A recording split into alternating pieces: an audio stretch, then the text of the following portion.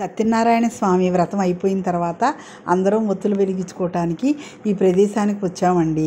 ఇక్కడ ఎక్కడా కూడా మాలాగా కింద కూర్చోలేని వాళ్ళకి దీపాలు వెలిగించుకునే వసతులే లేవండి. చక్కగా మా అమ్మాయి, మా కోడలు వాళ్ళందరూ కింద కూర్చొని దీపాలు వెలిగించుకున్నారండి. వృక్షానికి కూడా ప్రాణం ఉంటుంది కదండి. ఆ వృక్షం దగ్గర అలా దీపాలు పెడుతుంటే మనసుకు చాలా బాధ కలిగిందండి. కానీ తప్పలేదు. పిల్లలందరూ చక్కగా కింద కూర్చొని 366 ఒత్తులు వెలిగించుకున్నారండి.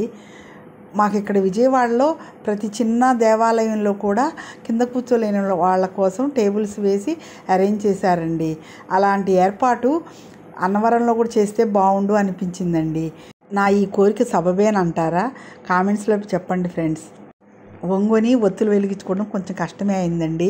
అందరం చక్కగా ఒత్తులు వెలిగించుకున్నాక ఇలా కూర్చొని ప్రసాదం తీసుకున్నాము. అందరం కలిసి ఎక్కడికి వచ్చినా చాలా సంతోషంగా ఉంటుంది కదండి.